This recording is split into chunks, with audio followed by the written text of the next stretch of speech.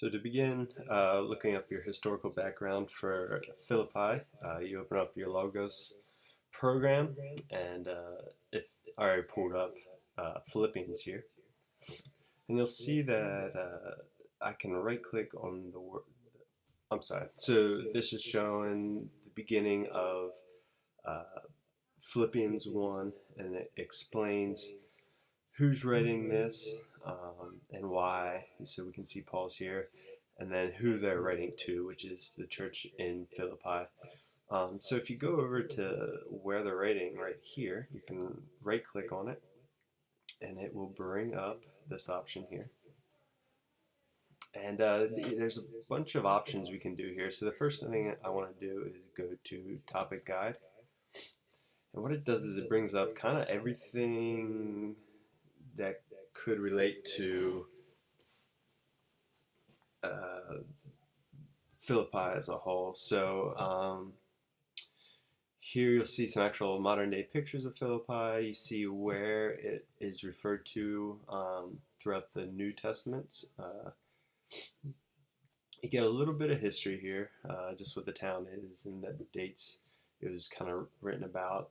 And down here even we have some maps, and we can see different journeys that Paul took, and where Philippi is in that area.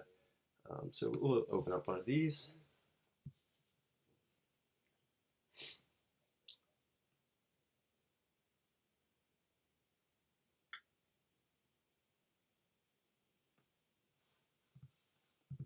Let's zoom out a little bit here. Go up to actually where Philippi is. And what's really cool is you can go ahead and see that this is the journey that Paul, Silas, and Timothy from Troas to Philippi. And then you can go down and you can see the different routes that were taken. So this is really helpful just to get a picture of where it is in the world and kind of the time and when Paul would have went to that after other journeys that he had. And down here you can continue to see just some older pictures. This is just kind of an overall background of what happened in Philippi around those times, and then the biblical references for them. Down here you can even get more sermons, which is really helpful. Depending if you know kind of what you're looking for, you can find, listen to some sermons and some helpful links and such. And then there's also book references here that you could look at. But if we also go back over to here to the word, and right click on it,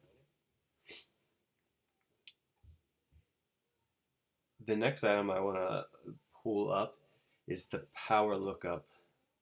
And what it does is over here on the right, it gives really quick kind of just some minor information, or some background information on it, and then the Greek words, and just a little bit of information throughout the Philippi and different places you will see it.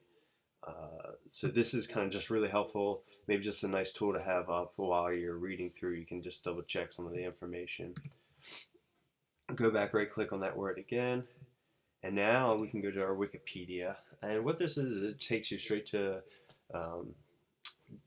the web's Wikipedia page, and this is just really good information, historical information here, some pictures, and this is just a normal Wikipedia page, so you can go through it like any other page, read up on it, spend time seeing different events that happen throughout. So this is kind of more of a world view of it, not necessarily just a Bible view of it, but it has so much to do with the Bible and citations and such that it's in here, which is really helpful. And one more time, we're going to go back here, right click on the word, and down here you can start going into different encyclopedias, Bible dictionary. So the Baker Encyclopedia of the Bible, this one is really helpful. It gives just the old school encyclopedia where you can see the history of the city, what happened in the city, why is this important at all, not just for Paul, but within history, where does this all, why is Philippi important at all to Rome, to the Christians today? So you can see just basic information of where this all comes from. Excuse me. And then down here you get more references of where it is throughout the Bible and the theological background of Philippi. And then this is really important to always find the bibliographies because they can lead you to more resources that will just keep you kind of going down these paths of finding more and more information for it seems like once you find a little bit of information, you're going to get into these rabbit trails and keep going, and you're just going to keep learning more. They're going to point you in a more direction and confirm what you're seeing other places, which is just really helpful because you want to make sure the information you have is good. And then if we go back here and we'll right click on it, we can also see just that's easy for you to say. Your quick guide is help, but I really like the new Nave's topical Bible. We'll open that up over here, and once again, it just gives you the quick references. So it's a kind of like a dictionary just for the references. So I can click on here and start going down other places. And here, this took me then to Acts 16, and I can start seeing Philippi showing up here, and this can start leading me and understanding what's happening at this time in Philippi and why is it important to Paul. So overall, all these this information is on the Logos, and it really is helpful to start studying the historical background and understanding not just the words we're reading, but what's the culture that these words are being written in. Who are they talking to? What's happening in that culture at that time? So it's an important thing to know and research when preparing Bible studies, lessons, even just personal devotions.